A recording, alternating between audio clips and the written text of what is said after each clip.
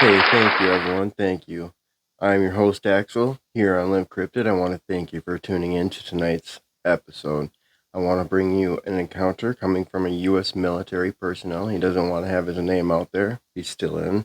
And his encounter while doing training in White Sands, New Mexico. Now, I'm very happy to bring you this story, for White Sands is already rich with strange and unusual activity. Here on Limp-Cryptid, first.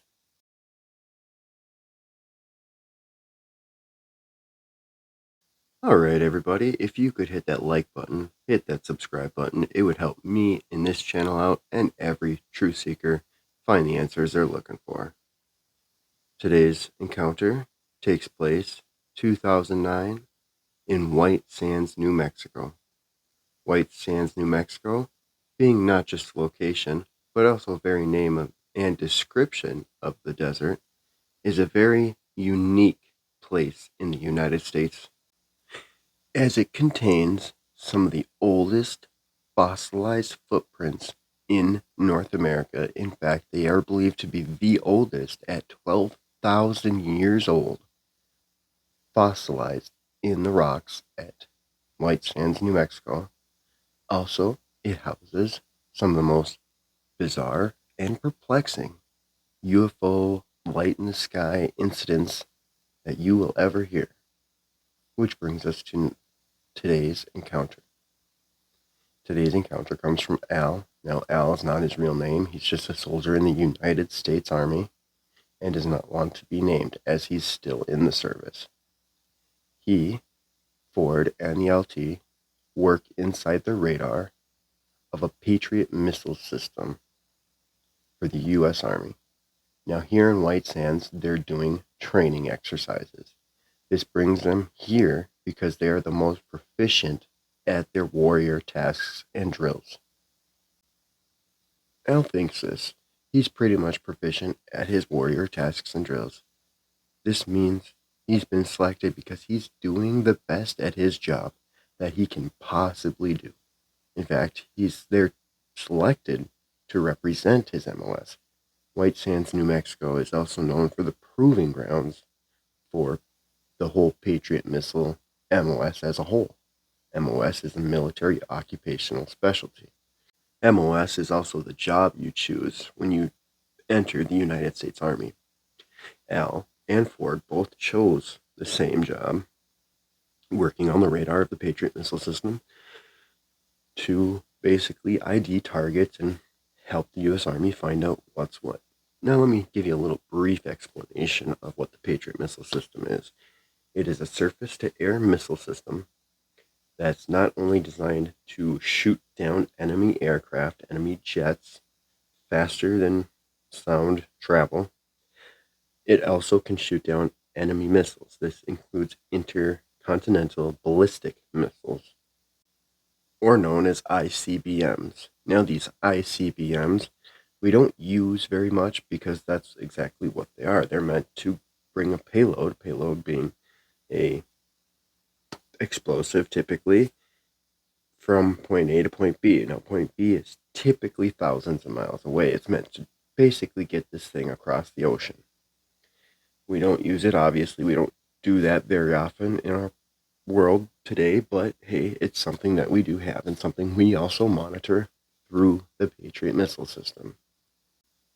However, though, I digress from the further point that I'm trying to make. Al, Ford, sitting in the control station of the radar, have begun to ID the targets. They have already seen this weird one dart back and forth and can't explain it. It leaves screen. Shortly after that, the door busts open. It's the LT. Well, Ford and Al, completely thrown off by this, they're asking him what's going on.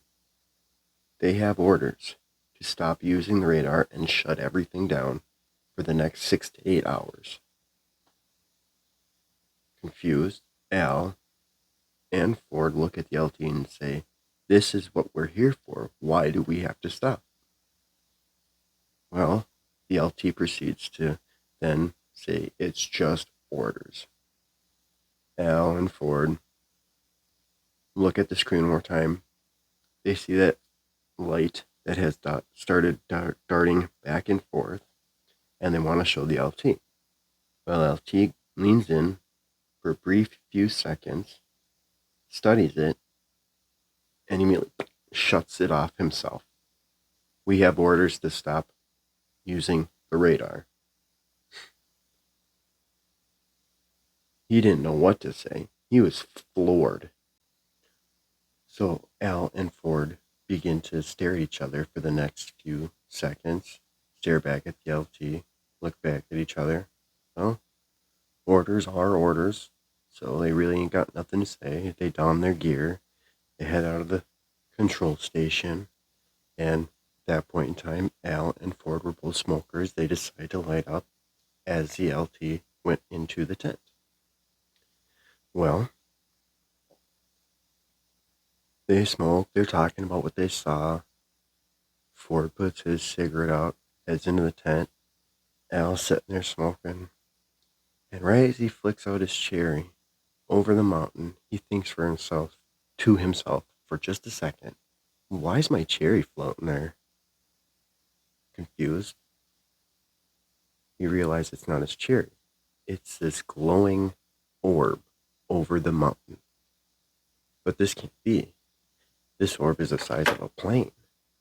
I mean, it has to be at that distance. It's confusing. That's right where our radar's pointing. What the heck?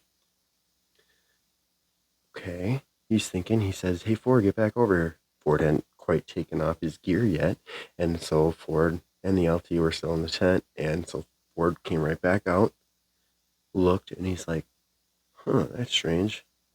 And at that point, there's two orbs now, both glowing, both about the size of a jet, a jumbo jet, a 747 airliner. These orbs are as big as a plane. They're confused, looking back and forth at each other. At that point in time, the LT must have caught what they were doing because he steps out, he said, and starts looking up at the sky with them. Ford, Al, the LT, all looking at these lights in the sky over the mountains, where they start to rise just for a fraction of a second, he wants to say. They went up, and with the sound of a little pop, he said, didn't even sound like a balloon popping in the distance.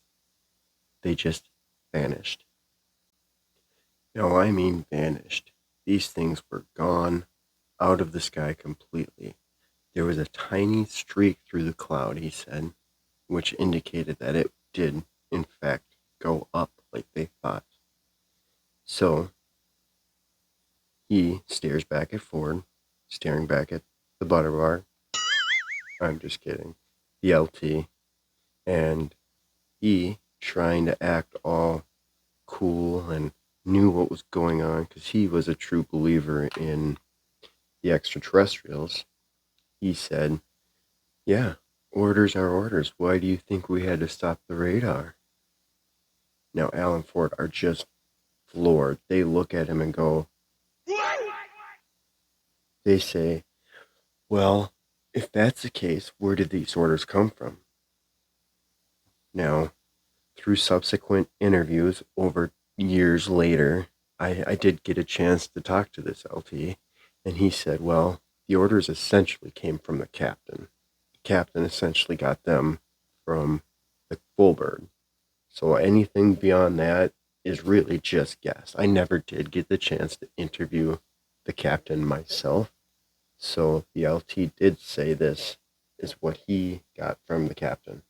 However, your guess is as good as mine, people. Let me know in the comments. What do you think? Do you believe in extraterrestrials? Well, the story does not end there, ladies and gentlemen, boys and girls. It keeps going. Because yes, this is the encounter of Al, Ford, and the LT. This encounter really shook Ford. Ford said it kept him up at night, knowing that everything he was ever taught in any school was a complete lie. He said that it kept him awake to the point where he had to complain to the LT. and complained to the LT, and complained to the LT he did, where his complaints, I guess, reached the commander, which I guess reached the full bird, and eventually he told me that his complaints reached the general, at which point he was kicked out of the military. Now, he told me this specifically, he puts kicked in quotations because he wasn't. He was immediately transferred to a test site out in the desert. He said this was in Nevada, and no, it was not Area 51. He told me this was probably the best thing he could have ever done because it completely rationalized his encounter that night. He said over the next 10 years of his life, he spent working for this laboratory or this test site where he eventually got to work with bits and pieces of advanced technology. He said that anything he worked with would put everything this civilization on Earth has ever touched or made. He also said that this helped rationalize that encounter that night by saying, yes, indeed, that was a spacecraft. But he also did say that it's true what you hear, that not one person is ever given the entire picture of what's going on. But he said working for them for 10 years, he said, I was able to kind of bit and piece things together. From there on, he said it took at least another 5 years to contact anybody I ever knew. I was too scared. His words exactly was, I was too scared to contact anybody I knew, especially anybody from that particular encounter. So, I'm very glad, Ford, that you did reach out to me. This is an amazing encounter. I want to know what y'all think. This is insane. Again, happening out of White Sands, New Mexico. Well, all right, everyone. With wrapping Ford's interview up, he said he could neither confirm or deny the existence of extraterrestrials. He said he could neither confirm or deny the possession of advanced technology inside the U.S. arsenal from outside Earth's planet, outside our solar system. He said that this has completely rationalized his encounter that night. Now, I bring it to you folks. I want to know what you think. I want to know your thoughts, your opinions in the comments. Please let me hear it. It has been a pleasure getting this interview all together, put together, so this encounter can be put to you. Hopefully, submersing your senses, grinding some gears for all the truth seekers I have out here.